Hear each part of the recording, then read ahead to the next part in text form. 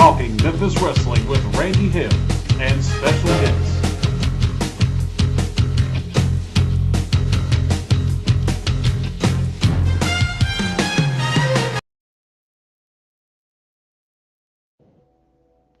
This is the last Talking Memphis Wrestling of the month of January 2025. Yellow again, everybody. Season 225. This is episode, give me a second, looking at my notes. It is episode number 4. Alongside me, where you can't see him, but he's certainly in Georgia and he's pushing the buttons, and that's Adam Dunn producing this show today. Now, Chris Ellis, the assistant superintendent of Southside Arkansas Schools, was thinking he could come today, but he had a ball game and he's not able to come. Pat Trammell is in Birmingham, Alabama, this regular routine where he's keeping score at a high school basketball game, so he won't be with him. But am I alone? Well, first of all, I guess I should introduce the owner, the founder, the president of Power Pro Wrestling, longtime general manager, flunky announcer, all kinds of stuff, picture seller, concession stand worker of the USWA and the CWA. I want to say hi to Brooks Tullis. I want to say hello to the guy that saw me pop popcorn, that saw me do promos on Monday night, that saw me do commentary, that saw me on the other seat while he was driving the van to get us to Memphis, Tennessee.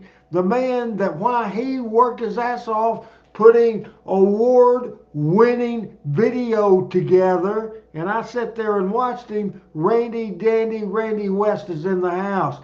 Hey, Calvin's here. Al Tuttle, my man's here for the first time in a minute. B.C. Collins is in the house. I said Randy Danny. Brooks Tullis is in the house.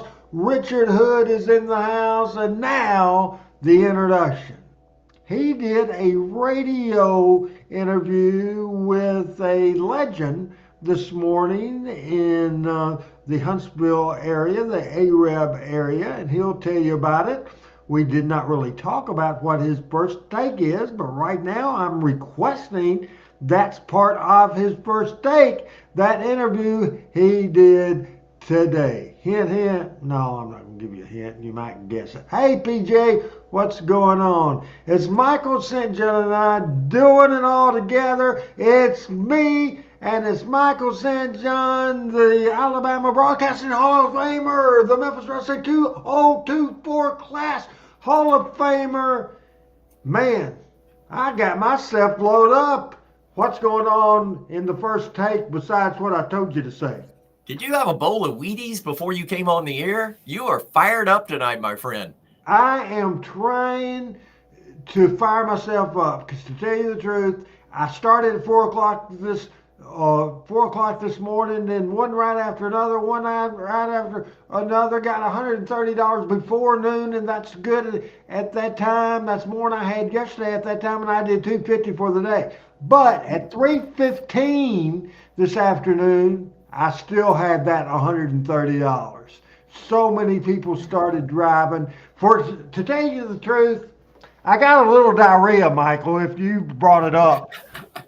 And I'm thinking I need to keep moving around and keep busy and all that sort of thing. And I'm thinking I might, my whole family's sick, even though I hadn't seen them, all kinds of issues. And I might be getting something a little bit. I don't really know. But anyway, again, the Hall of Famer, Michael St. Freaking John.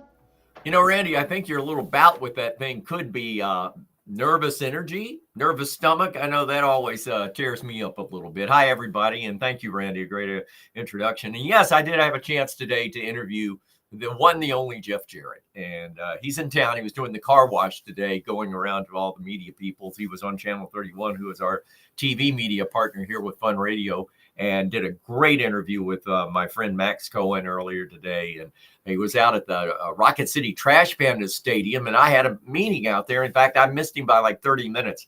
But he was out there, I know, sharing some information because he has interest in the Springfield, Illinois Horseshoes minor league single A ball team. And the Trash Pandas have done really great work with modifying the way they market in minor league baseball. So he was out there doing a little investigative reporting on his own. But it's great to be here with you, Randy. And, you know, Jeff is a very unique individual in that when you look at his career, and he's now signed, quote unquote, his last contract with a wrestling company. And when you look at Jeff's career, starting in Memphis, starting with Memphis Wrestling, of course, the son of a Hall of Fame promoter and one of the most wonderful individuals that I had the opportunity to work with. And you look at where he's been and what he's done and what he's been through and what he's overcome. I think Jeff will go down in his own right as being an outstanding wrestler, an outstanding promoter, and an outstanding individual. And I don't think there could be any better platitudes that we could share and throw his direction, roses that we could throw his direction. But he's in town tomorrow night. Collision and the other show that they have is at the Von Braun Center. It's going to be a long show because they're going to do live on TBS, and then they'll go keep rolling and then take the show for Friday night with Collision. And we were talking, and one of the things we got to talking about in the interview is how this area, and especially Huntsville, of course, the proud home of Bobby Eaton, but some outstanding wrestlers back in the day, including the man that trained Bobby Eaton, Orville Hutto, who wrestled for Gulas Welch Wrestling for a long, long time, did a lot of jobs for him, but a great talent in his own right and a great trainer, as he turned out to be. But there's a lot of history here in the Tennessee Valley about wrestling. It was sort of a hotbed here in Alabama early on. And of course, Birmingham then got hot, and Mobile got hot, and Montgomery and Tuscaloosa were sort of mediocre kind of towns. But, you know, there's a lot of great history in wrestling here. And this is the biggest event that they've had ticket sales in advance at the Von Braun Center since I've been back in the market in 1997. Although the debut of TNA Wrestling in 2001 sold more tickets, this is a big event. So I think it's sort of a platitude, if you would, to where TNA has developed and where now AEW has come. And I think AEW has got a little bit of a roll on them now, and it's going to be interesting. I've been invited to go backstage with Conrad tomorrow night and talk and watch some of the action and some of the behind the scenes things. So I'm actually looking forward to seeing how far this particular wrestling organization has come over the last couple of years that I've been able to talk with Jeff. Anything else on your first take? Any response to that Kansas City? Kansas City. They got the victory, third chance. They're going to have a chance to make history. Nobody's ever won 3 Super Bowls in a row. What's your thought on the NFL? Well, I'm not a big NFL guy and I'm not a big NBA guy, but I do like playoffs. I don't like the fact that it is a rematch of 2 years ago. I'm not big on rematches in football. I don't think college teams should ever play each other twice in the same season. And of course, in the NFL, that's part of the regular season. But, when you look at Kansas City and you look at the Philadelphia Eagles, the Eagles have a very tough, if you would, backing from their crowd. Their fans are tough, hard-nosed fans. And Kansas City is in the middle of America, and they've sort of just placed the Dallas Cowboys as America's team of late. So, I think it'll be an interesting Super Bowl. It's in New Orleans, which is in fact, the Super Bowl ends on Sunday, and Mardi Gras is that Wednesday. So it's going to be a mob scene in New Orleans. And of course, New Orleans had a tragedy prior to the Sugar Bowl, but I've got to give the edge to Kansas City. I think I think Andy Reid, who used to be the coach of the Philadelphia Eagles, has put together a juggernaut team, and I think they're going to do it. I think they'll three-peat. You ask if there was something else. I have to do this really quick, Randy, if you don't mind. A lot of people that know me know that one of my interests is I love reading about the mafia. And I grew up. My grandfather was Italian. My mother was Italian, and I grew up sitting at the right hand of my grandfather at the dinner table. And the only time my grandfather, who I loved and cherished to this day, the only time that he ever hit me, the whole time I was a kid, and I know I probably did a million things that needed to be smacked around for, but I didn't get it, except one time with my grandfather, and I was about 12 years old, and I'll never forget it. We were talking at supper, and we were all there were 6 of us at the table, and I was at the right hand of my grandfather and the right side of him where I always sat. And there had been a story on the evening news that night about a big mafia bust in New York City. And this was probably around 1964, 3, somewhere in there. And I remember saying, and I'll quote this, I said, "Oh my, when I grow up, I'd love to be in the mafia." And before I got that out of my mouth, I had a right hand across the front of my face that I will never forget. But even despite the fact that I made him mad and he smacked me for saying that, there are funny stories that come out of the mafia in New York and all that kind of stuff. And this is just one story I read earlier today in the New York Post that I thought was funny. And it's funny because of the nicknames, if you would. But a Nassau County police detective allegedly was moonlighting for the Bonanno crime family, and conducted a phony raid on a rival gambling operation, illegal, of course, run by the Genovese family, according to federal court documents. The cop, Hector Rosario, was accused of breaking equipment in Sal the Shoemaker's, Rubino's backdoor casino inside his Merrick, Long Island store, Sal's Shoe Repair. So Hector decided to get in on Sal the Shoemaker, and now he's in trouble. But the nicknames are hilarious. We had nicknames for wrestlers, and that's why I bring it up, Randy, but none of them compare to be as funny as the nicknames for people in the crime business.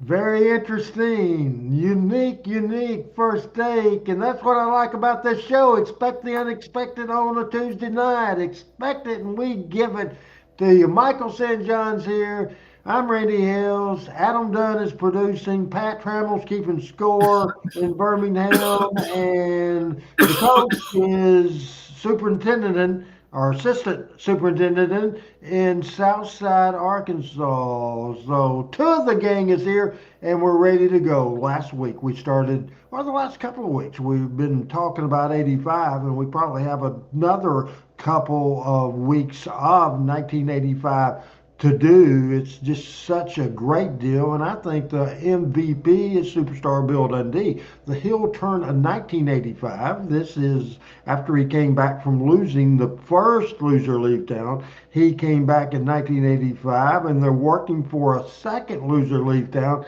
at the end of the year, and so Dundee is just doing real good stuff. They did some crazy stuff, and I wanted to get Adam, if he can go back in his memory bank and think of the last video we saw, and it was a trick by Jerry Lawler to give Bill Dundee a reason to believe Lawler when Lawler says, "I'm quitting the business." What did you think about that classic scene with Lance Russell finding Jerry Lawler and not too good of shape? What did you think about that to set up the deal? All-time classic.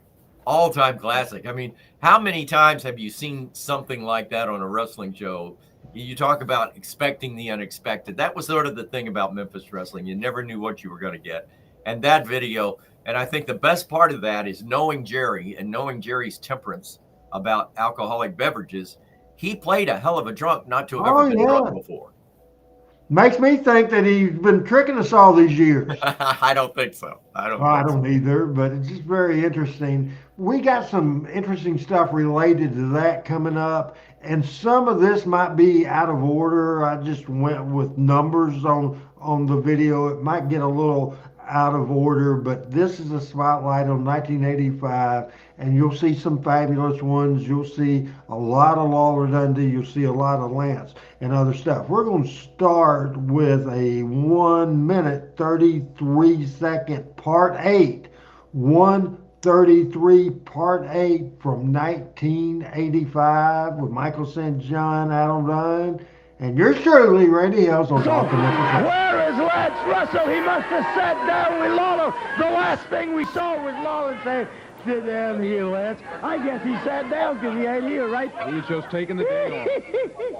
That is a great... Hey, I want all you Memphisites out there, all you people all over the place, get on your telephone and call somebody, because I'm going to buy that tape, and I'm going to make you or somebody play it again. I'm going to buy the time, and I'm going to buy the tape, and I'm going to sit and laugh at you, Lawler. That is the greatest thing I have. To quote Jimmy Hart, this is the greatest day in my life. Jerry Lawler finally couldn't do it, Daddy. He said he used to win all the big ones. Well, I'm standing here, Jack, looking like $1 million, and you're out in some gutter somewhere, you and Lance Russell. Just like I said, folks, I'm going to buy the tape and play it again. Now, there's 2 other punks that's going to end up in the gutter, because their mentor, he ended up in the gutter. He put them all together. He says, little top hat, little fancy jacket, you're now the fabulous one, Stan Lane and Steve Curtin. No, Jack, you're still Stan Lane and Steve Curtin. Because Jackie Fargo says you're great, that don't mean nothing. They won't put the belts on the line, Dave Brown. They won't wrestle me and a partner I get. They won't put them on the line because they're cowards. They've seen what's happened in championship matches. Drunker than 4 o'clock, that's great. Well, they're cowards, brother. And if they ever get enough guts to sign it, they're going to end up in the gutter, too. Jerry Lawler, drunk, that's great. Bill Dundee very happy with himself, I tell you. We're going to take a break. We'll be back in just a moment. 1985, the year that the WWF debuted WrestleMania. But to me, 1985 as a heel, Dundee, we've seen a lot of stuff. Man, is this not, can be considered the year of Bill Dundee as far as the stuff he's doing? Michael, what did you think of that? I agree. I think Bill was over in his element. He was over. I always liked Dundee as a heel. I love him as a person, and you know too, as you're the same way. We think the world of Bill. But as a heel, I thought Bill had that edge about him. And when he would do an interview, he had his heart and soul into it. And I think, as you saw in that response, and the great thing about Bill is when you were interviewing him, you followed his lead, no matter what you needed to get across. Bill always knew what you needed to get across, and you could follow his lead. So he was a great interview as well. Great stuff. We are talking Memphis Wrestling. We're going through 1985 with part number 9, 5 minutes, 13 seconds. Part 9. Flash. Now, Tojo and Jerry Jarrett were in a North American Tag title match in Kansas City, Missouri, and they lost the match. And as a result of all of that, you're Tojo's new partner, Hawaiian Flash. Yeah, that's right. I was a little bit embarrassed. When you lose your hair in a match, you really'd rather not let everybody laugh at you. But you know, some good came out of that, Dave, and I have a little proposition. I know that Bill Dundee's in the back watching. I want to explain what happened in that match and possibly why we lost it. As we got up to the arena, we drove up to the back door, and Tojo, we got our bags, and Tojo beat on the door, and some guard or custodian came, and he opened the steel door real quick, and he busted Tojo's toe. And that's going to the arena. Mm-hmm. As a consequence, Tojo was not able to wrestle in the match, and I had to wrestle the whole match. And our opponents had a combined weight of about 520 or 30 pounds. And during that match, I had to wrestle the whole time. Well, I lost the match, but when you wrestle for 45 minutes against 2 guys, it gave me a little new confidence. Now, Tojo and I have a match here to wrestle the Fabs, and Tojo's really not in any condition to with that toe, to wrestle in a championship match. Now, he can wrestle a match that's not a lot riding on it, but when it's all on the line, you want to be at 100%. That's right. And so what I wanted to do is offer this match to Bill Dundee and the Superstar, because I know how bad they want to wrestle the Fabs in a title match.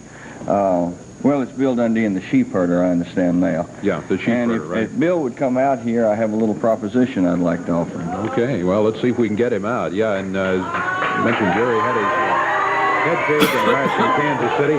Here he is. Didn't have to wait long for him.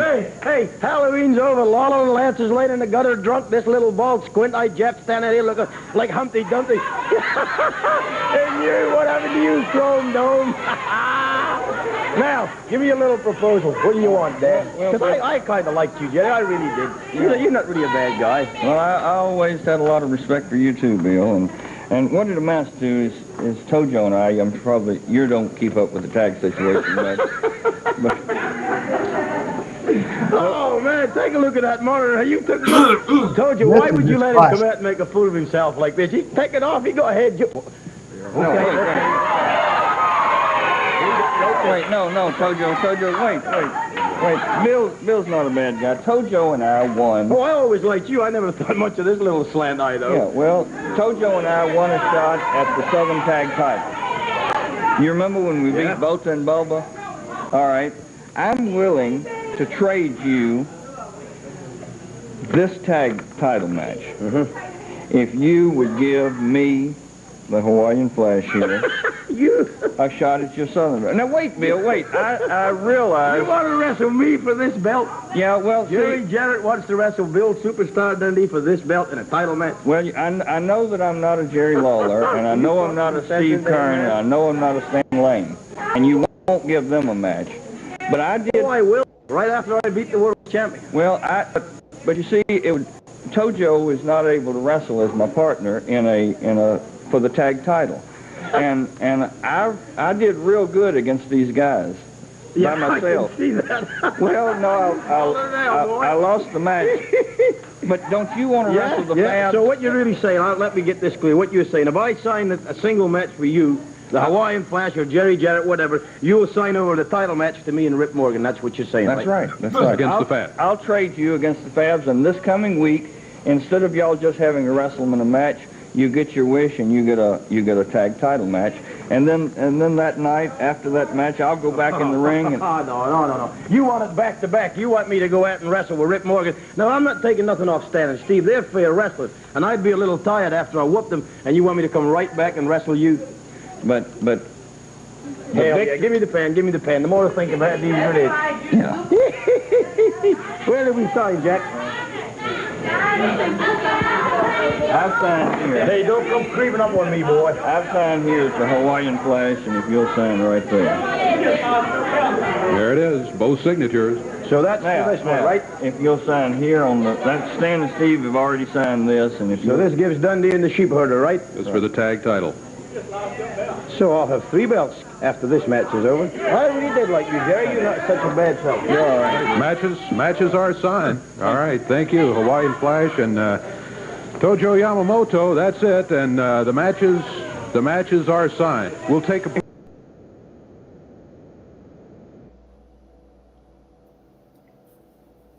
All right, talking Memphis Wrestling.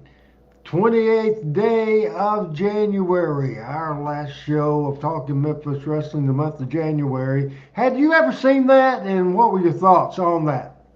You know, I love the fact that everybody knows Jerry Jarrett was under the hood as the quote-unquote Hawaiian Flash, wearing the Hawaiian shirt, and, of course, working with Tojo, who worked so well together. I had actually seen that, believe it or not, Randy. I saw that when it happened, the week it happened on TV in Memphis, and it was, you knew it was there. There's a catch. There's a gotcha coming up. You just sort of felt that, but it was I thought it was cool, and it looked like Jerry was hoodwinking Dundee, and of course Dundee, ego gets in the way. Telling the story, personal issues sell tickets.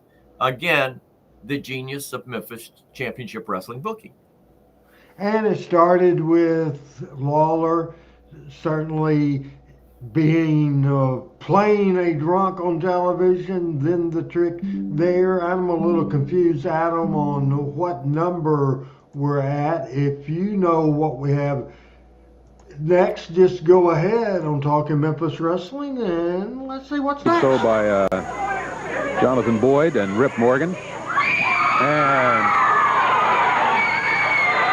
here comes Tojo Yamamoto and the Hawaiian Flash, and joining us over here at the desk, Jerry, have a seat,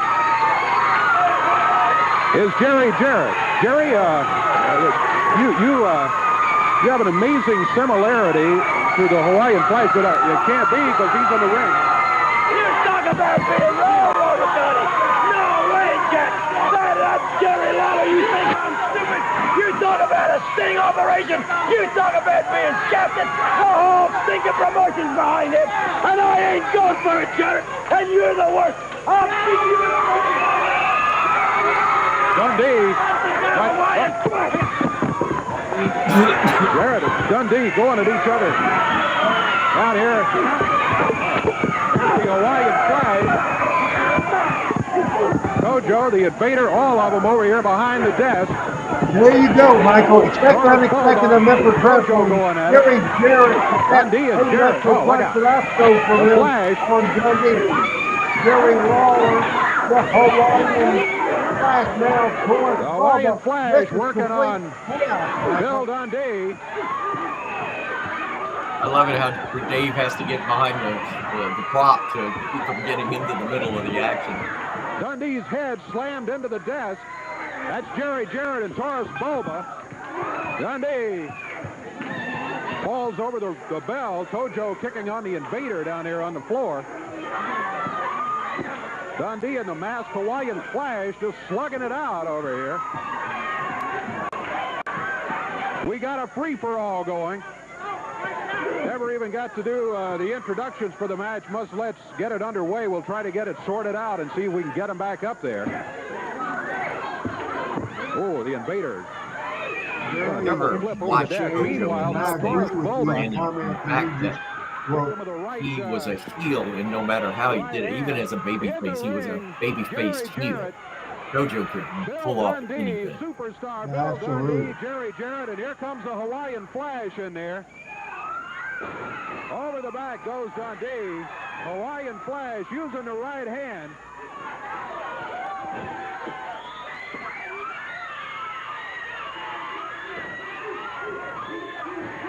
Jonathan Boyd, Rip Morgan, the Sheepherders jump into the action up there. We got about 8 of them out here going.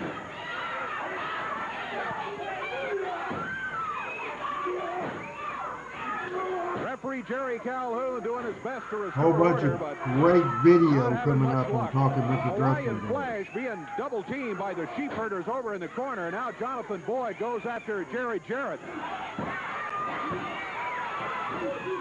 Bill Dundee wades back into the action against the Hawaiian Flash under the mask. Pick up Stan Steve, the fabulous one.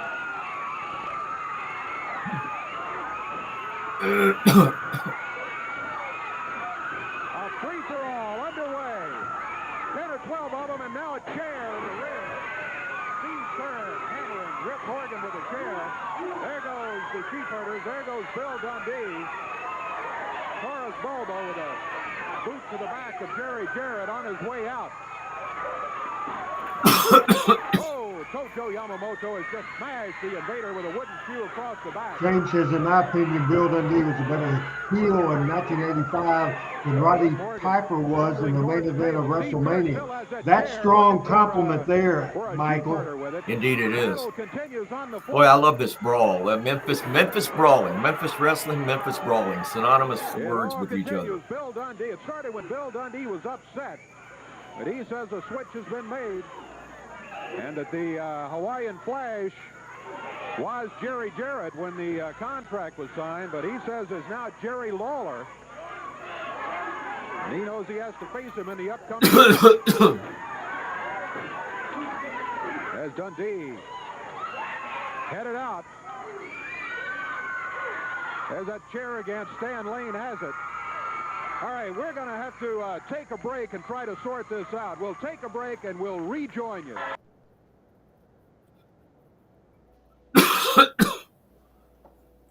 I don't know how things are in Huntsville, Alabama, but the things, especially with my family, not only here, but in Cabot, Arkansas, the flu and the COVID and the pneumonia and all kinds of sickness going on. I noticed in that segment you're coughing pretty bad, Michael. Let's get a health update. It's a dry cough. I started, Dr. Youngblood gave me a Z-Pack yesterday, and I started it, but just a little hacky dry cough. And I think it was brought on with the weather. I think the cold weather, I mean, you had it all last week. Today it was almost 60 here. It's going to be 63 tomorrow. But hopefully we've seen the worst of winter. Probably not, but hopefully. But I think everybody's got, my wife's got it. And in fact, Joshua had it last week. So I think we've all got this. It's a little congestion thing, just a little light thing, but hopefully a Z-Pack will knock out anything that may come this way. Any more comments about that wild brawl we just saw? Every time I see a brawl on Memphis wrestling, I think, my God, the Memphis wrestling or the Memphis brawling, no matter what you call it, it was so typical of what this promotion and the success of this promotion was all about, because you tuned in knowing you're going to see a fight. It's a bar fight. If not every show, just about every show, some hell is going to break loose and there's going to be a fight or a brawl. This was one of the better brawls because everybody that was involved, they had major stars in that ring. But typical Memphis wrestling. Especially now in professional wrestling, it seems like, and it frustrates me, Michael, it seems like people are more interested in the inside goings on, the scoops, if you will, than who wins the wrestling match or how they won the wrestling match or who the bad guy is or who the good guy is or whatever the case. I want to play a video, and I'll do the intro for it, but to give Adam a heads up, it is video 11. This is a inside video, but it doesn't expose anything. It goes along with the story of the ruse set up with Lawler drunk and that sort of thing. This is just a great thing. Again, it's inside, but it's not. It's treated as a shoot and a trick for Dundee. And I had forgot that too. I watched it putting this together, and it's just tremendous. And we talk about the great announcer that Lance Russell is. He also, and great announcers are like this, he's a conversationalist. Mm-hmm. The conversation he's having there, I'm not saying it's not smooth, because it is smooth, but not in the traditional broadcasting smooth. It's natural. Right. You got to realize that that's the one thing that was the magic about Lance. Lance was everybody's friend. Lance was everybody's uncle, everybody's grandfather, everybody's dad. I mean, that's the magic. I mean, even when you talk to his family, that was his magic as a father, as well as an announcer. So Lance was not putting on to be an announcer. He was just being Lance. And Lance was, you were in conversation with Lance many, many times, as was I. Lance was, what you saw on TV was what you saw in real life. I mean, that was Lance. And there are very, very few people in the broadcast business that has ever achieved that, Randy. Absolutely. Hey, Crazy Gail, what's going on, Crazy? Also, Frank Steven, I don't really understand what you're saying. Frank, Adam, if you put Frank's there, he says, Randy, you need to brag on Arkansas State having the best team in college ranks in Arkansas. I'm assuming he's saying that the Arkansas State University has a better record at this point than the Razorbacks, and that Coach Cal, first year here in Arkansas, doing pretty good. Also, the Jonesboro High School, and I did not know this, and it didn't happen last year, but they've dominated for years and years and years. The number one team in the state of Arkansas. As my old high school, I got to do the war cry. I don't know if I've ever done the hurricane. We were the Hurricanes. You ready for it? You ready for it? Open the roof. Let it rain. Give them hell. Hurricanes. Good job, Randy. You should have been a cheerleader. If you weren't, you should have been. I was not. Back in those days, that would have been frowned against. I guarantee you that would have got you beat up. Uh-oh. The only reason I didn't get beat, I wasn't an athlete, but they knew I was a wrestling dude with a lot of tough They didn't screw with me. I wasn't bullied. I guarantee you it was the You had backup. Oh, yeah, and would have used it if I would have had to, oh, for sure. Now, the natural conversation. Part 11 of this thing, as Lawler, let's Guess just we watch need to do it. some Part 11. clarifying. First of all, I think everybody. I hope so. Yeah, I think everybody realizes that ordinarily I tape the Jerry Lawler Show on Saturday morning before wrestling. Actually, today is Thursday morning. That's right. Well, actually, today is Sunday, but we're taping this on Thursday morning, and I'm afraid we're going to get the people completely confused. But what they're going to see here today is sometimes you've seen shows like Lance, like the making of the Raiders of the Lost Ark or something like that. behind the scenes type things and the Oh, things that happen while they're Hope making the everybody movie. enjoys Right. this. Well, what I'm we're going to try to do today is show you the making of what would you call it? Kind of a sting operation, Lance? Yeah, I feel like right now I'm sitting on the edge of Watergate. Is what I want to thank you, first of all, for helping me out with this and the camera crews and everything. If this thing works, you will have seen yesterday on the wrestling show, if this all comes about, you'll see an incident involving the Hawaiian Flash and some different kind of things.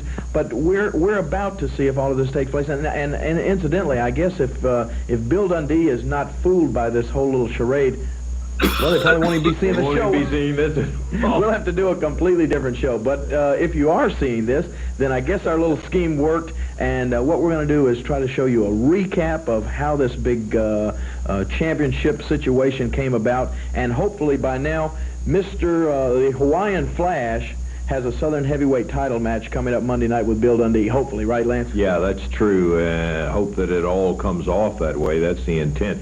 And I think it's important, Jerry, that everybody understand why that this kind of a sting thing took place. Why you're involved in it. Yeah, and the reason for it. But I have to say, I have gone along with it 100% because I think that Dundee has not been justified in his attitude about not giving you a title match.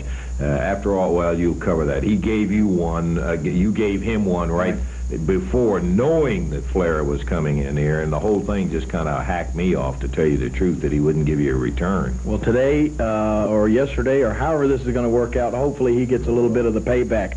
And I'll tell you what, we'll be right back with the rest of the show. If you've understood what's taken place so far, we'll be right back with more of this confusion right after these words. Oh, and what we're going to do now is try to explain a little bit of what we tried to explain earlier. I am fixing to get myself made up here, and thank goodness it was close to Halloween time, Lance. I was able to get all of this kind of makeup and stuff. You found. And we're getting ready to shoot the little scene that hopefully they saw yesterday on the wrestling show, right? All right, that's exactly right. And what I think we ought to do, Jerry, is to go back and recap exactly what Bill did. Yeah, you go ahead. I'm going to be putting some of this. We got to get this. I need to look like I'm a drunken bum and I've had shaved and okay. You're going to be out there a drunken bum. And I hope this works. Oh boy, I'll tell you, I do too. This is weird. Never been involved in anything exactly like this. Stubble. Is that what that is? I think. Oh yeah, I see. Huh. What we're going to do right now, though, Jerry, is go back and take a look. The whole purpose of this is to get Bill Dundee involved in a Southern Heavyweight Championship match with Jerry Lawler, because, of course, November the 18th is coming. Ric Flair comes in, and the Southern Heavyweight title holder is going to be going against Flair.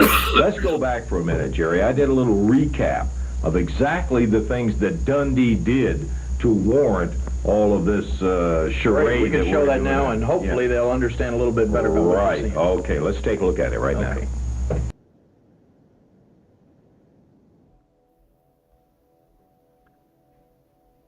All right, before we discuss this, let's go ahead, Adam, and do the continuation of this. Then we'll talk about both parts.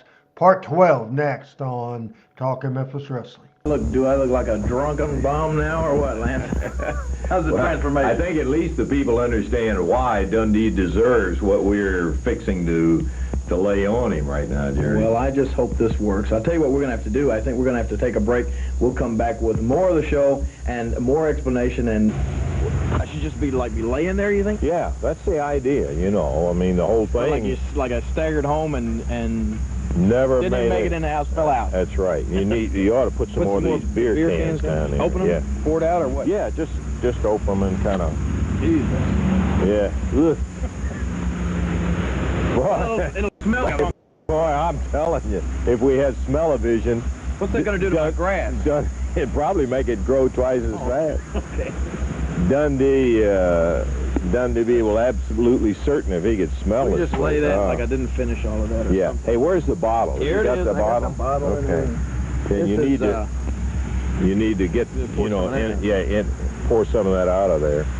Shoo. Okay. Michael, do you think And Waller then went to the liquor store to buy that stuff, or do you think Lance did? Ken, we're just gonna. I could understand only part of that question. And I'm Repeat going to that, be please, like Randy. I'm going to Who do you think bought the booze, Lance or Lawler? Because they wondered where in a Sam Hill you've I been. think Jerry probably had somebody buy You it don't for miss him. bookings and you have all of a sudden, and then I stumble and you're Adam out here says laid the out. cameraman did. Boy, you got a That great would've day been for you to be laid out Ken in. Parnell. Yeah. At least been nice or something. Makes sense. Well, let's try it, and then I guess on the people on the show here, we'll let them watch the finished product here in a minute, huh? Good idea. Let's do that. Okay.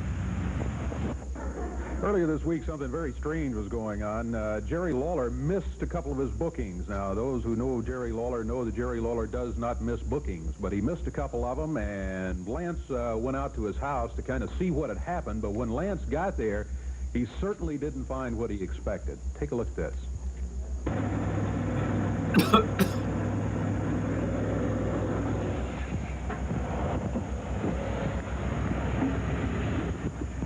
Yeah, the mic. And thank you. Okay, let's get on up here and see if we can find out where this son of a gun is. You know, I can't figure it out. I have called him and hadn't been able to get any kind of answer at all from him. Although it's not like him to be out of touch that much. I know he's hard to get a hold of and he's on the road. But the son of a gun has missed his bookings. I have never, in all the time I've known Jerry, have ever known him to miss any bookings. So let's get on up here and see. He's all decorated up for Halloween with the pumpkins out and all. Boy, what a day.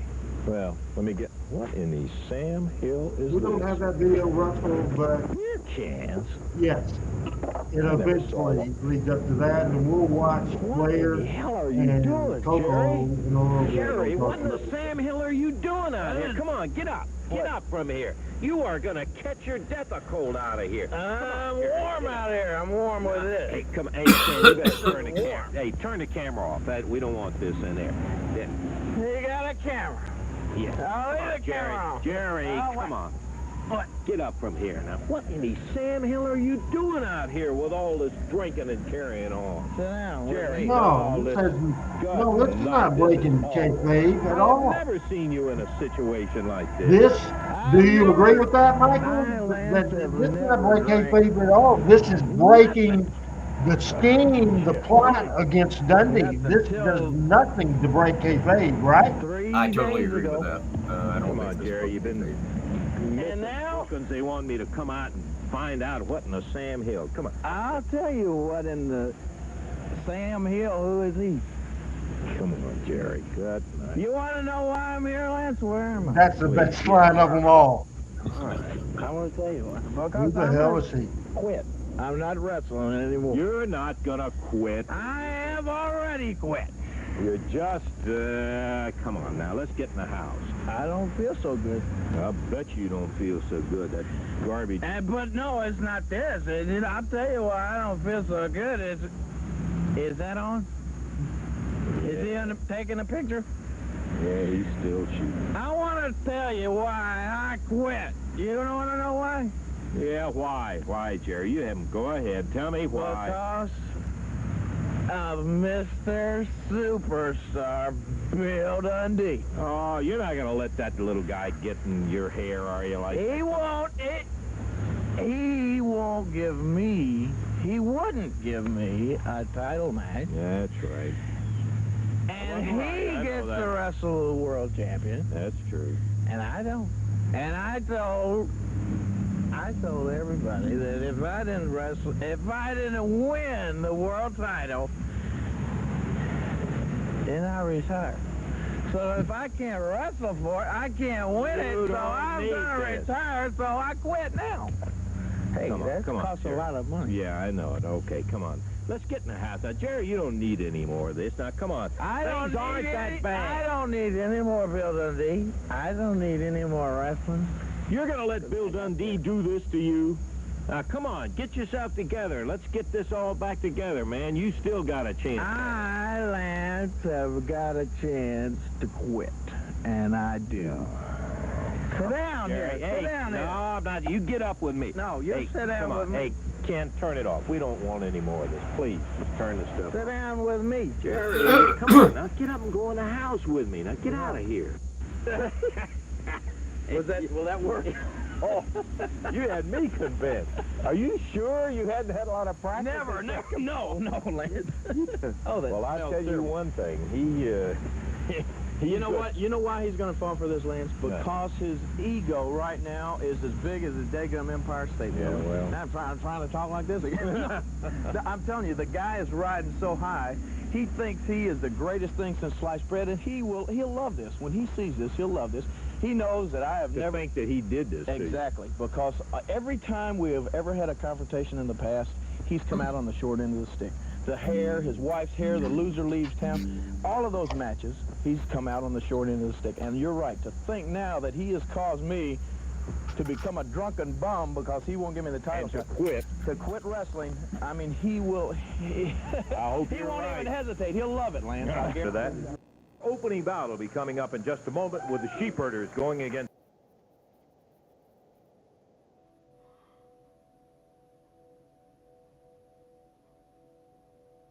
Your thoughts on that? He looks like a great drunk. He looks like a great drunk. I mean, it pulled it off to perfection. And they did it look like, unless there was a previous take that they busted, it looks like they did it in one take. Well, with Lance and Lawler involved in something, I almost guarantee you it was done in one take. I mean, Lawler is, Lance too. They're both the best of the best. I mean, both of them are. That wasn't easy to do either, right? No. And for Lance to stay in character, and of course, Jerry, the consummate actor, pulled it off. Now I'm going to give you a little bit of kind of follow up on what's going on. That at that point, the match was set because the trick and everything that happened, and Dundee cheating the whole 9 yards. He was scheduled to have, and I'll make sure that I give everybody the right information on this thing. And this was on November the 18th, 1985. November the 18th, 1985, on a Monday night. It ended up to be Bill Dundee versus Ric Flair, because Dundee was the Southern Heavyweight Champion. However, they did an angle where, in reality, Dundee, thinking he's the heel and Flair's the heel world champion, and the world champion has to go over that sort of thing. So Dundee pitched the idea, and Jerry Jarrett did say, hey, we'll do a thing where I lose my title match in a TV match, an upset with Coco Ware, and Coco will wrestle against Ric Flair for the NWA World Championship. We'll see that about the entire match, and we've showed it before here, about 28 minutes. But this card, the second time of the year, we did a Crockett Promotion, Jarrett Promotion show. And the interesting thing, Michael, is the first one drew 9,600 people, but $100,000. They really jacked the ticket prices up. We're jumping ahead. For the end of the year was and we'll get to it, had no NWA talent at all, just a Lawler Dundee single match. Did 11,300 people. Not as much money, did great money, but more profit because they didn't have to split it with Crockett like he did before. It was just proof that if you have the right stipulation the right heat on the right heel, it goes together. It really does. And so did 100 grand, which was probably, I would guess, maybe 5,000 people in September, with everybody known to man. And in September, the main event was Lawler and Flair, and did that. Then they came back and probably did 3,000 tickets for this deal. And one of the matches in this six-man was Ole Anderson, Arn Anderson, and Ole, Arn, and Tully Blanchard against Magnum TA, The American Dream,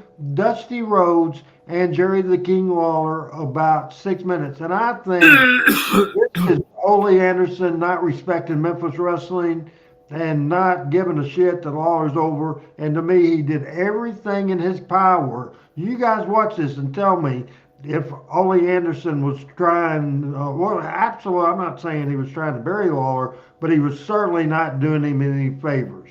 So let's watch that six-man tag team highlights. It's 6 minutes and something. Well, it took place in Memphis, Tennessee, Mid-South Coliseum, the bunkhouse match. Look out, no rules, just let it go, with Lawler, Dusty Rhodes, Magnum TA against Ole and Arn Anderson and Tully Blanchard. Here they are in action.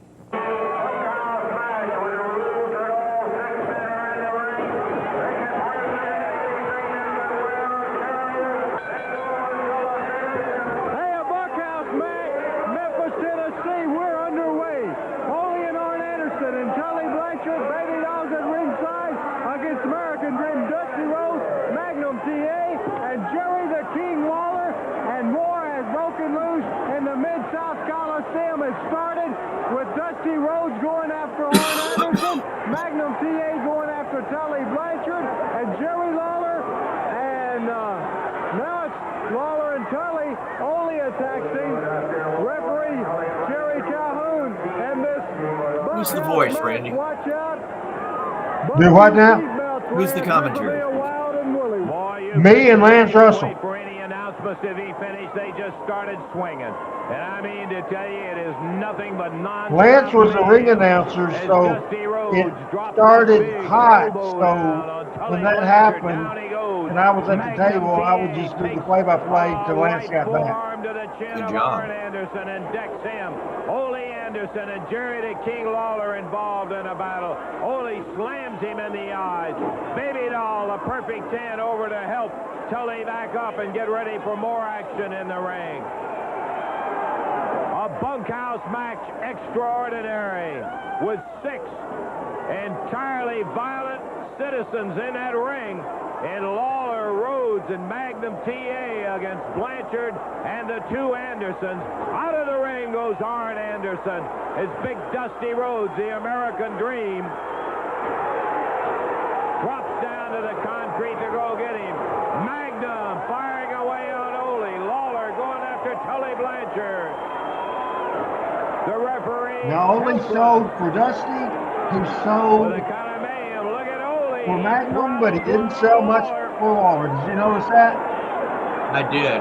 And noticed how stiff that he was on those punches, too. Yes. He was potato every Dusty time. over there has busted open the head of Arn Anderson. Anderson back in the ring. Big drop kick from Magnum as Ole Anderson picks up Magnum, and Lawler with Ole now.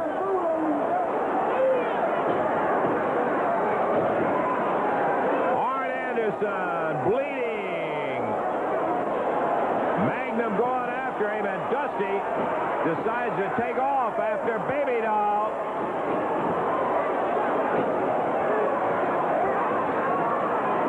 That shirt that Dusty has on says the American Dream, son of a plumber. Dusty Rhodes from Austin, Texas. Dusty will tip in at about 282. Tully has that weight belt off and slamming away on Dusty. Most of the time, I did the time cues. Lawler takes a shot. Do what, Michael? I don't remember Dusty drawing money in Memphis. I know he had a single match, a couple of single matches with Lawler that were main event, but I don't think they were super big houses. No, to my knowledge, it never sold out. Blanchard hands the belt over to Ole Anderson as Magnum dropped on the top rope by Arn Anderson. Dusty Rhodes back in to help out his partners, grabs that belt. Ole hanging on, and the Dream and Ole Anderson struggling over the belt. Anderson comes away with it, hammering down on Dusty Rhodes. Lawler taking a shot with the right hand on Tully. Magnum pitched out of the ring by Arn. And Ole Anderson nails Lawler in the back with that big belt. Fires the After belt this over event, we Tully. never worked with Jim Crockett Promotions again. You can tell why, right, Michael? Oh, absolutely. There's some bad blood right here in the ring, literally. Lawler's right shoulder is up. Dusty has the belt. He's after Tully.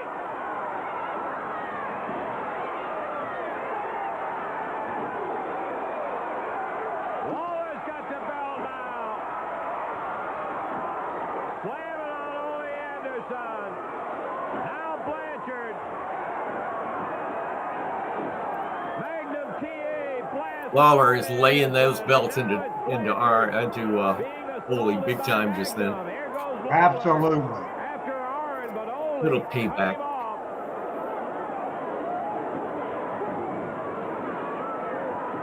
Arn with the belt, digging into the American Dream space. Lawler Shane, I wouldn't so much say Dirty Rhodes was more over than Dust, slams a right hand right in the throat of even though he was but he was never used a lot in the Dirty Rhodes gimmick as the main event guy. I thought she was she evidently Bo James is saying Ole hated Ron and Don Wright. Also, he knocked them in his book. And Ron and Don Wright drew nothing but money in East Tennessee. I think Ole being from Minnesota, even though he migrated down to Atlanta into the Carolinas, I think he had a bird in his saddle about wrestlers from the South in general. 601, the big elbow of Dusty Rhodes. That's another thing. That was the Dusty Rhodes finish after Ole beat Lawler up the whole match. Then Dusty got the shine. and he beat Ole. That didn't do this territory any good at all. No, not at all. The shine was all on the Carolina boys. Now the opposite of this, and usually I say this every time I show a long video. We usually don't do this, and we usually don't do this. We like sound bites like we just did in that 5-minute video. But to show this is the match of Coco's life up to that point. And here's the story. Ric Flair thought he was coming to Memphis to wrestle Bill Dundee, the Southern Heavyweight Champion. So he was talking to the cab driver on the way to the matches, and obviously the cab driver had watched the wrestling show. So Flair said, I'm here to be Bill Dundee. He said, you're not wrestling Bill Dundee. The cab driver said, you're wrestling Coco Ware. Well, at that point, Ric Flair had never heard of Coco Ware, and he was mad. He was mad as hell. Finally, Cornette or somebody in that crew that, and I'm not positive who it is. It could have been Bobby Eaton. I mean, it could have been any number of people, but told Flair, said, hey, this kid's good. Said, this will be good. And it was a better match than Dundee would have had with Flair because they would have both been heels. Right. There is without a doubt a flat out 100% heel, Ric Flair, and 100% babyface Coco Ware. This match is for the NWA World Championship, November the 18th, 1985. Watching with Michael St. John and Adam Dunn and Team Hales on. I gotta tell you, when it was announced that Coco Ware would be going against Ric Flair, those of the uninitiated, I might say, didn't believe there was going to be much of a bout. The Mid-America champion Coco may be the most underrated wrestler in the United States. Yeah, He Frank, went in against Flair. the six-man tag team match and the Coco Flair match. The same night. The bell has sounded. Ric Flair, who is disturbed, upset. This card drew less than 4,000 people. Now Dusty put himself in the corner of Coco. Frank at ringside about the sixth row. I was the front row at the announcer's table there, Frank, my boy. The world heavyweight champion, Coco. The first black challenger in the Mid-South Coliseum against a world heavyweight champion and a chance to win that title right here tonight. One fall, 60-minute title match. Flair rolled up, but he kicks his feet and he's back out. He's on the referee. I don't know what about Frank the Seaton trunks. That was it. Was in the sixth row, and he says he sees himself. That's pretty cool, isn't it, Michael? Who really is set off Indeed in it a is. nasty mood because Dusty Rhodes is out here at ringside, and Flair doesn't like it a bit. Coco Ware. What a sensational opportunity for this young guy. I tell you, we've seen Coco on a lot of ups and downs, Randy. What a great moment this is. That's right, both of us, Lance. So his very first professional match, it makes you very proud to know that even though he's had those attitude problems, that he's in here for the World Heavyweight Championship. And win, lose, or draw, Coco can be very proud of the fact that he has received this shot, Lance. We were talking to Coco before the match, and as you might expect, this young fellow from Union City, Tennessee, going against such a distinguished character as the World Heavyweight Champ, Ric Flair, he is very nervous. He's going through basics, and that's the smart thing. I think Dusty advised him of that. Stick with the basics till you get yourself settled in there and ready to go into a rhythm. He's going with a side headlock. He mares Flair over. He's hanging on to the headlock. Boy, you know, and I know, the Birdman can flat go. One of the best drop kicks ever seen in professional wrestling.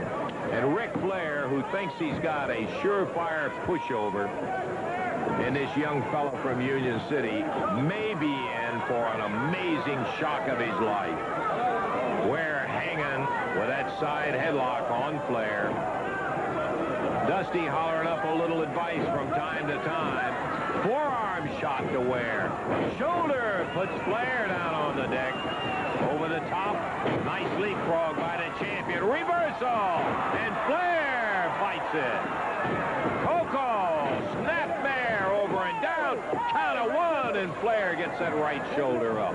Oh, boy. You know, it always blows my mind when I think how close. There was a split second. One more count. And Coco Ware is the world champion. It's so close. It makes me nervous just watching this. Oh, I'd love for him. You don't like to be prejudiced, but when you've known a guy for years, you'd love to see him get the chance and would love to see him win the world title. Oh, would this turn the wrestling world over? Back off the ropes, and the referee says, okay, fellas, let's keep it that way, nice and clean. Flair can get your dander up without a question, but what a class wrestler he is, man. He can get on that ring hard. The only thing I would point out, he is expecting to have a relatively easy time.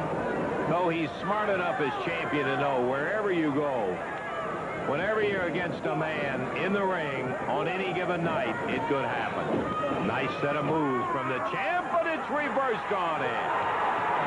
Wasn't expecting the speed. Look at that scissors. He pitches Coco forward, and Coco Fires up at him, and now he's not having it. He's not having any of Flair pushing him around. Coco Ware showing that he's not at all the champion. He may be nervous, and I think all of that's by the board. As Flair, whoa!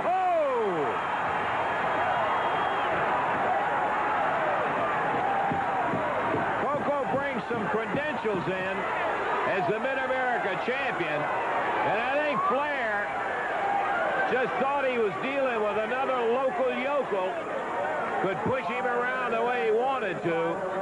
Dusty backing him up and saying, push him, Coco. Coco getting his tempo going now. Got the crowd behind him as the champion steps through the ropes again.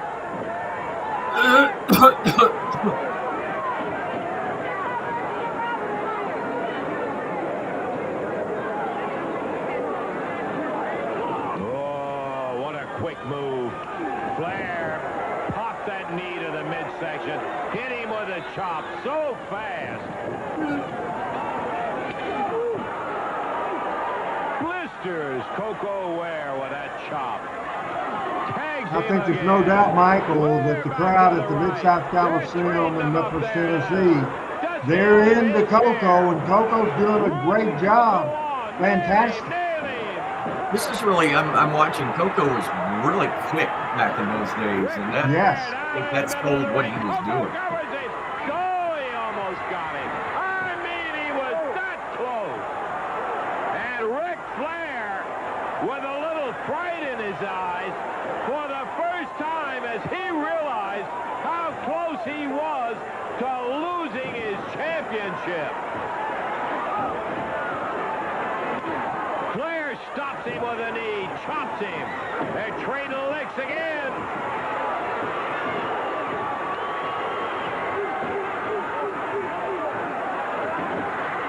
Flair now. I think one thing for 100% fact is Coco go for a pin attempt one.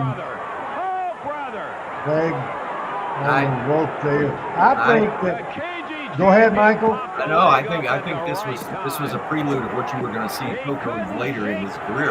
You know, I had a chance to work with Coco when he first broke in. I thought it was Sweet Brown Sugar back then. I believe was his name he was using, and he was working for Nick Lewis in Nashville. And you just knew, had Coco had another 3 inches of height on him, I think he would have been a preeminent world champion without a doubt.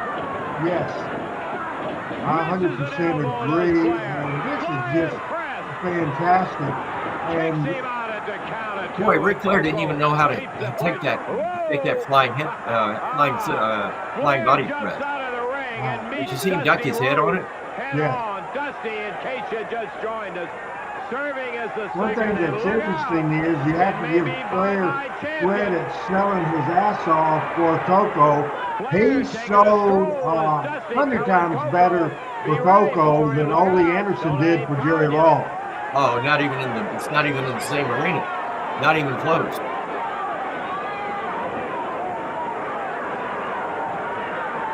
I'll give Rick his credit. I thought of all the world heavyweight champions, including my all-time favorite, Harley Race. I thought Ric Flair sold better than any of them.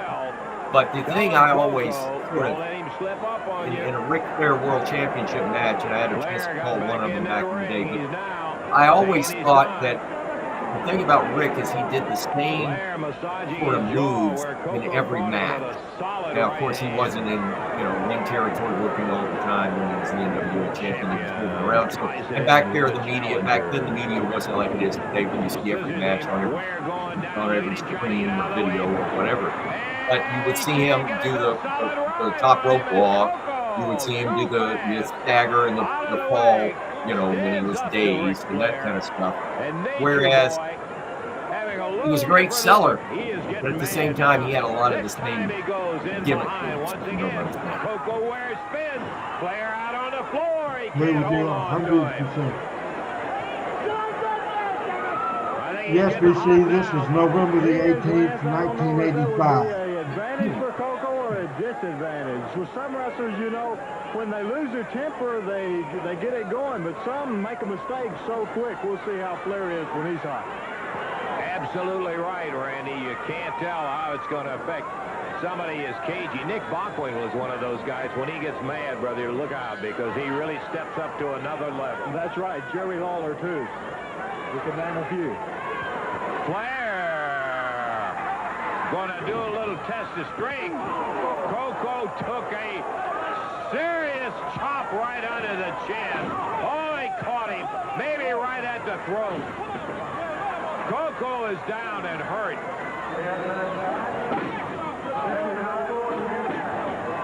And Ric Flair puts a boot on him now, pushes the referee back. As the referee, Jesse Allen, says, wait a minute, let's not be pushing anybody around. Jesse Allen. Matt said it before I did, Bo. Somebody that Nominetto brought in, I believe. Whips him across the ring. Elbow and face down goes Coco. 10 minutes and 30 seconds into the action. Coco Ware down in the middle. Flair drops with a knee right across the head. Says to Dusty Rhodes, you want something? A tag? One. I mean, a tag. A pin. Got a 1, 2, and Coco's out of it. Put to the midsection.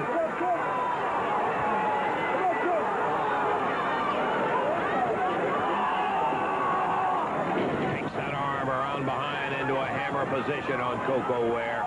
Ric Flair now taking over. Boy, it was that one shot right at the throat that changed the tide. Really took it out of Coco. He's young and very resilient, so if he gets breathing room, he'll get that second win. As Flair, oh, he's got his foot on a rope. Dusty Rhodes going around to tell the referee, watch out.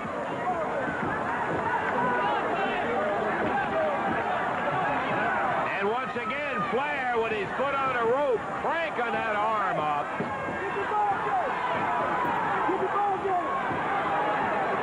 Just something simple like that. Like, when's the last time you've seen a heel in modern wrestling use the rope for leverage? You never see it. Never see it. And you certainly aren't going to see it in WWE. Because that's taboo.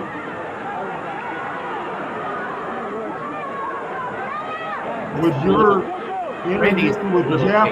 championship match put the champion over. I think I've always thought that the little things are what differentiates a great champion from a good champion. Buries his head down in the canvas. And Flair. Michael, was your interview with Jeff pre-recorded, or did you do it live? No, I've got it pre-recorded. In fact, I've got it here on this computer. It airs tomorrow morning on Funhouse Morning Show at 8:10 Central. Into that mat. You can stream it or listen to it online at fun927.com. He's trying to get loose, but Flair, you notice how far forward he is to keep So, that folks, if you want to hear, what time do you have it scheduled to air tomorrow? 8:10 Central. 10 after 8 Central Time. Say that again. 10 after 8 Central Time. So search for, or you can go to fun927.com, Fun Radio Alabama, WAFN 92.7. Again, it's fun927.com at 8 Central. 8 what Central? 8 o'clock, 8:10, so 10 after 8. And it's on the screen has a graphic on there. It will be on stream on fun927.com and funradioal.com. It will not be streamed at our Tennessee station, which is the Good job, Adam, rolling that graphic. the best. Yes. Slams with a right again. Big chop from Flair. I got to say, Coco Ware took the advantage of the opportunity in this match to really showcase what he was at this point in his career and where this career was going. Ware deposited among the I agree 100%. Did you have a chance to talk to Coco and Jackson in September? Indeed. In fact, I think we've got an interview. I think I have an interview somewhere in the archives from Coco. He was really just same old Coco. I mean, it was just one of those things where we just took off. We took over where we left off. It's the same old Coco. Coco, a little steam going from some of his punches, but he's still going at it. He's chopping away on Flair. And unlike a lot of the stars of the 80s in the WWF, I think Coco, I've been told that Coco was very smart about his future and was able to put back some good savings and has prospered for it since then. Richard, yeah, we talked a few minutes ago that Flair was upset that he was wrestling Coco instead of Dundee. But the boys told him, and I'm not exactly sure who told him, it might have been Bobby Eaton, hey, this guy's good. This guy's great, and we'll have a hell of a match, and they did. I wonder what Rick's reaction was after the match. I don't remember, but I'm sure, how could he have not just been over the moon? You know, I always heard, you know, Ric Flair was born in Memphis and was put up for adoption. And I always heard that Rick did not like going back to Memphis, not because of the wrestling in Memphis, but because of his past and the memories that, you know, conjugated and brought back. And I know he was very, very young, you know, and infant when it all happened, but knowing his history, I've always heard that Rick does not like Memphis, Tennessee for personal reasons. But not in him. And down he goes, Coco. If he's got enough strength left. The champion on his back. Dusty saying, don't let up, don't let up. Foot on the rope. Oh, boy. BC Coco had been in Florida, running Florida, came back here, and it wasn't too long after this, was it, Michael, that he ended up in the WWF in '86, I think. That is correct. He was one of the first from Memphis to go. You know what's interesting, and I've always wondered this about wrestling, on that particular whole sequence, he has the sleeper on the guy's being checked for whether he's out or not, but at the same time his shoulders are down. Why not the count? 1, 2, 3 instead of the check for the choke. Right. One of the little nuances of wrestling back then.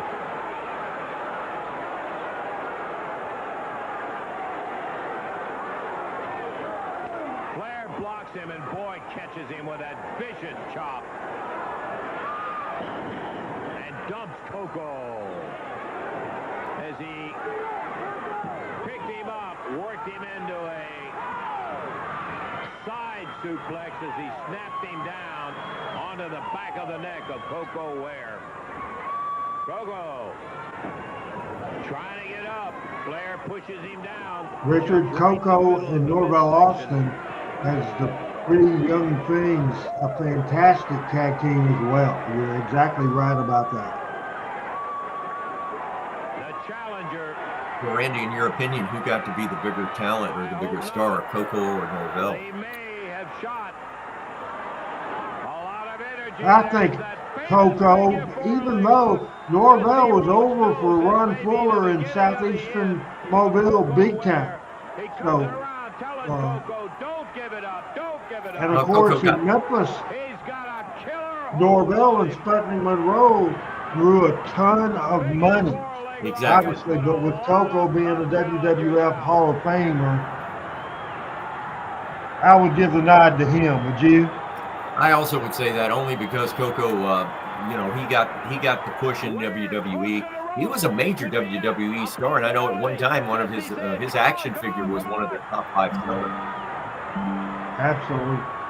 Flair holding, putting the pressure on. Coco gets it over.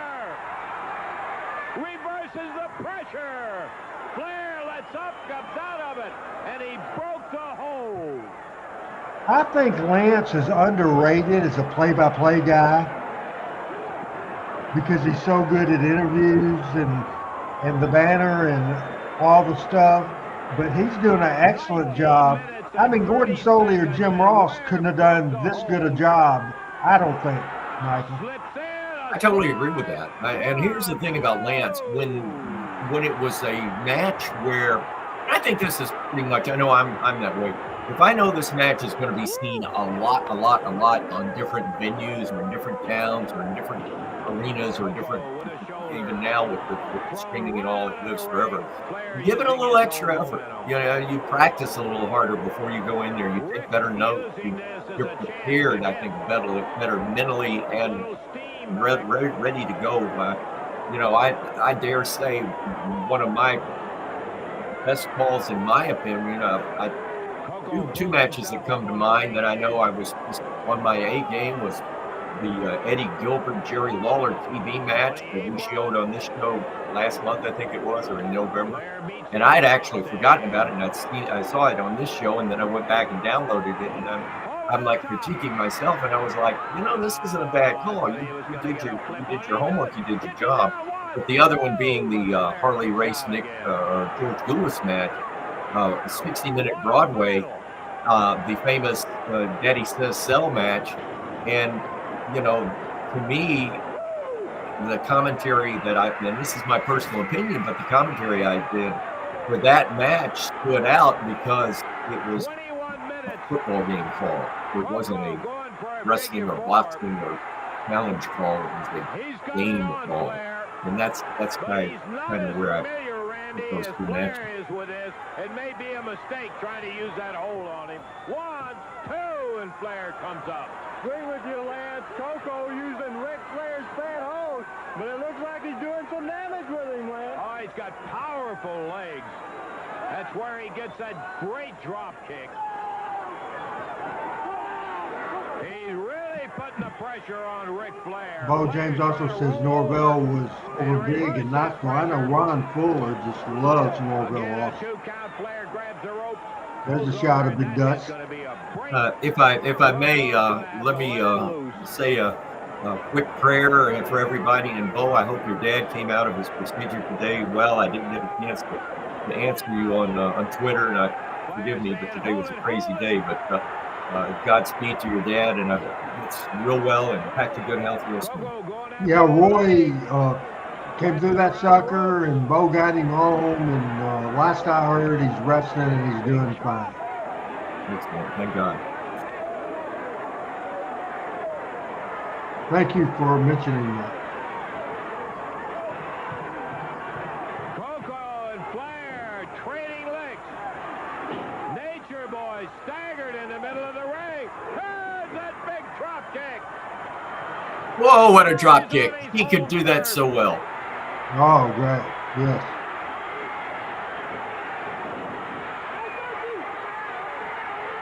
Crowd hollering. Look how high his elevation. He went parallel to the ring. Powder in Dusty Rhodes' eyes. Starts jumping up into the ring. Flair, meanwhile, taking advantage. Buries one on Coco. 1, 2, 3. He got him. Oh, boy. 23 minutes and 14 seconds. Being distracted by Dundee. Ric Flair takes advantage of it. I can't blame him for that. Plants one on Coco, gets the win. I can't blame him for helping Dundee now. Dusty was blinded by Powder. Here comes Rhodes into the ring. He feels Flair out of the corner. Coco going after Dundee. But the title dreams are all over for this. That was a good finish. The winner is Yes. 23-14 and still the world champion, Ric Nature Boy Flair.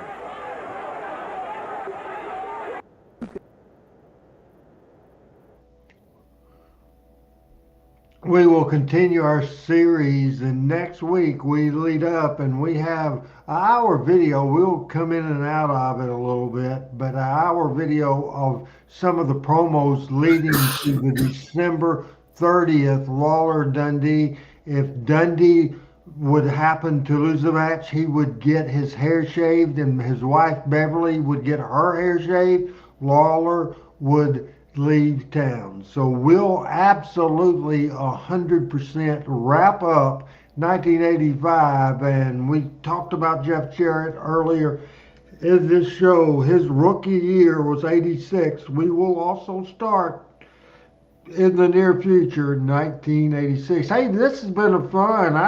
Not to slide anybody else, but we have a good chemistry together, and we had a good subject matter. This has been a lot of fun. Well, when you're working with the best, it's easy to shine. And I'm working with the best. I mean, your knowledge of wrestling is second to none. You had such great runs in the Memphis area. And of course, you know so much about the business. I've said this before on this show, and it's not a knock at you, Randy, but if one of the wrestling companies, major companies, doesn't come to you and say, hey, I need a booker, I need somebody to help me get this over, you're the guy. I mean, the two guys that are sitting on the sideline right now that can help wrestling companies in the best that I know in the business that I've been trained in are Randy Hales and Jimmy Cornette. And both of them are sitting on the sidelines, successful, loving what they're doing.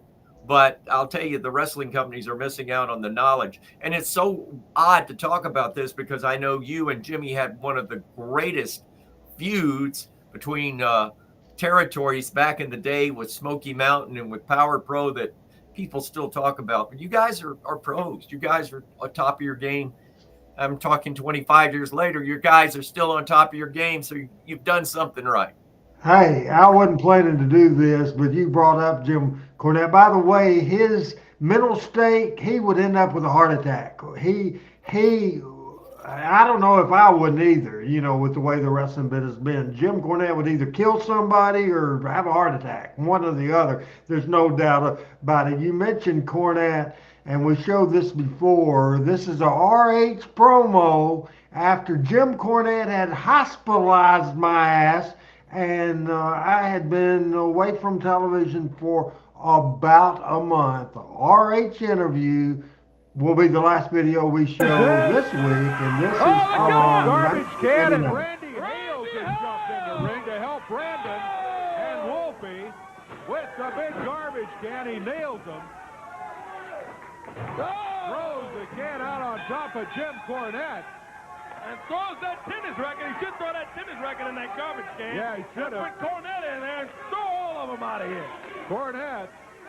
He slipped up and falls, probably on that pizza that they had laying around. Randy, says the crowd. Yeah, man, I've never been happier to see him. He's been out for 6 weeks after an injury, thanks to James Cornette. Yeah, just thank you for showing up here, Randy Hales. Back. What a return, too, huh? First thing I want to do, I got to thank two people for holding the fort down the last 6 weeks with me gone. Corey Macklin, thank you, and I want to thank Brandon Baxter. But I think it's obvious to everybody that the owner, that the founder, and the president of Power Pro Wrestling is back, and I'm back in charge, people. Now, I understand there's hundreds of people in the studio today, and I appreciate every one of them. There's a lot of people sitting at home, hundreds of thousands watching TV5 all over the Mid-South watching this, and I appreciate every one of you. But I'm not worried about ratings for the first time in my life. I'm not worried about drawing a house in the New Daisy tonight. What I'm worried about, what I'm thinking about is Jim Cornette. I think most of these people out here are my friends. I think they know that Power Pro Wrestling, people, Power Pro Wrestling has been my dream. Power Pro Wrestling has been my passion. Power Pro Wrestling has been my life.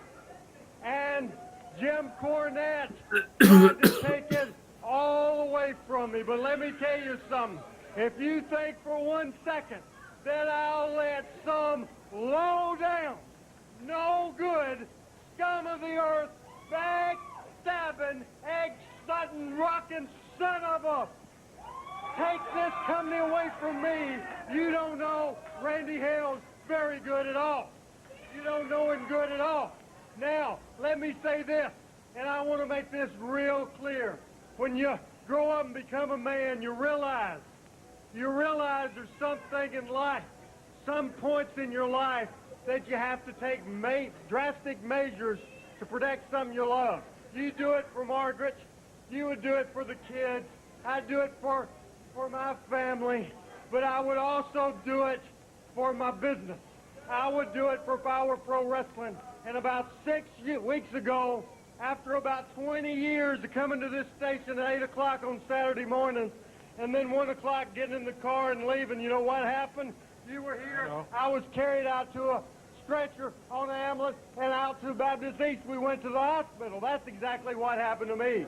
But Jim Cornette, if you think that was the last Randy Hales would ever be seen on Memphis television, you're stupider than you look, and that's for sure. Now, there's an old Jim Croce song, Dave, and I'll butcher the lines here, but I love this song and I think it's great. The song talks about there's things in life you don't do. It says that you don't tug on Superman's cape. You don't spit in the wind.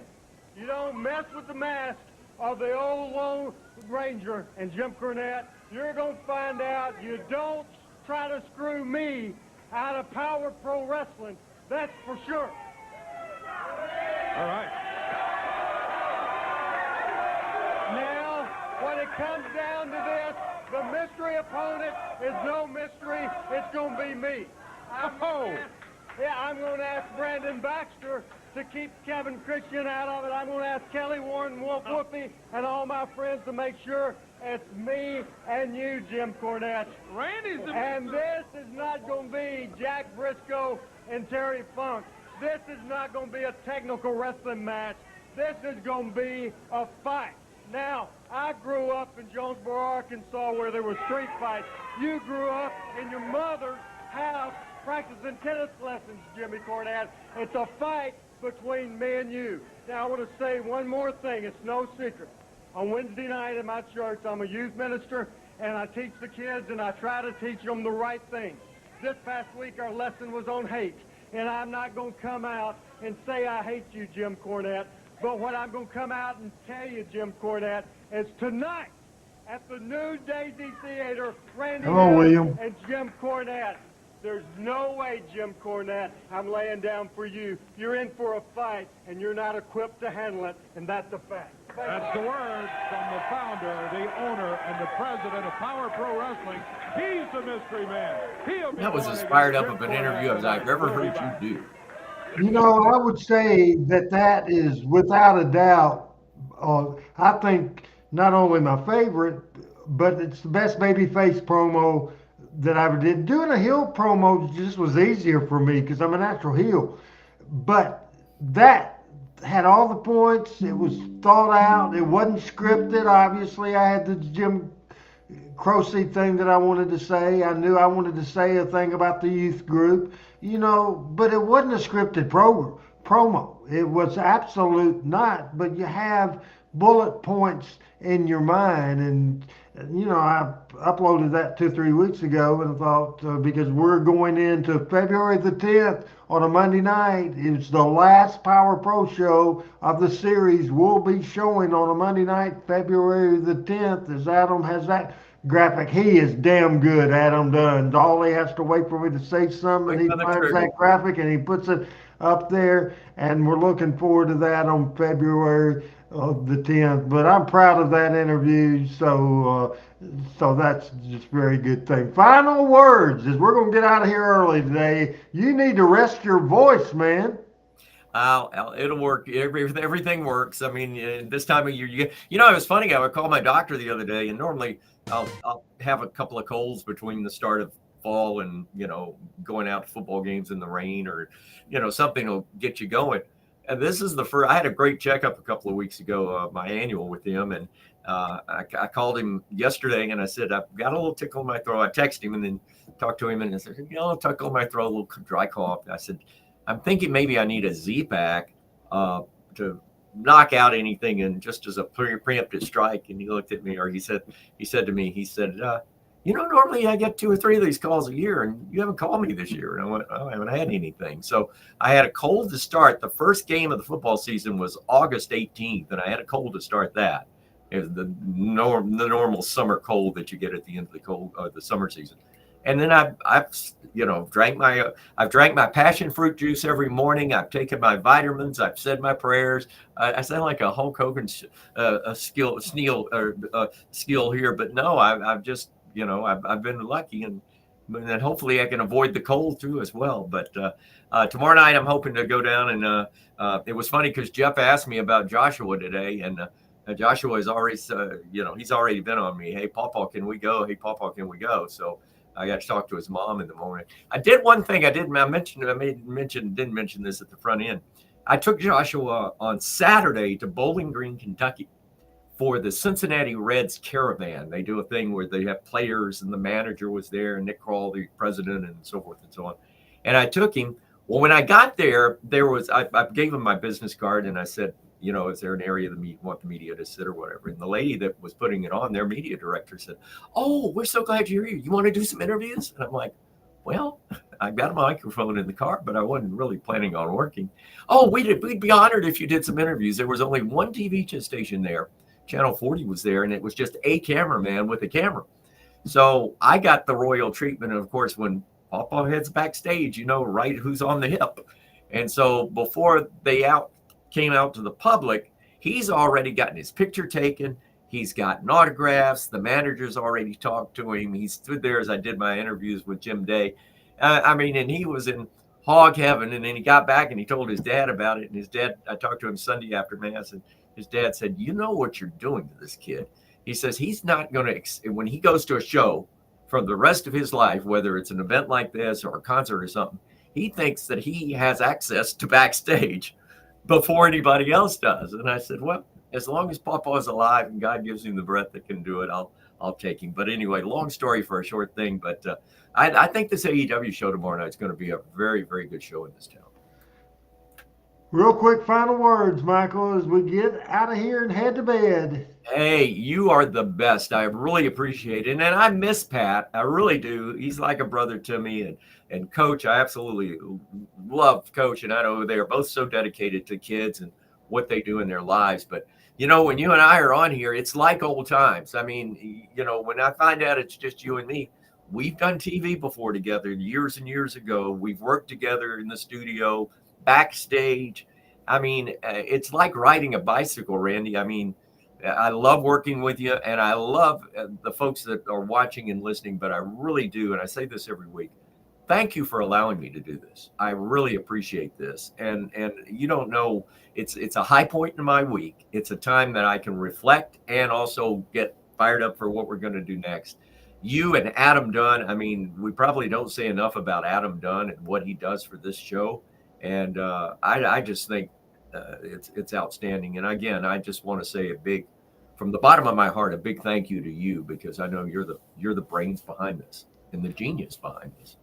Back straight at you, and for Adam Dunn, for Michael St. John, missing Pat and Chris, for Team Hales that were out with a lot of comments today, I'm Randy Hales. Last week I had Michael because my voice was kind of weak, but I think today, for once in my life, my voice is more fired up than Michael's, and it's certainly not coughing, so I will close this show today by once again saying, for Michael, I'm Randy. Bye-bye. And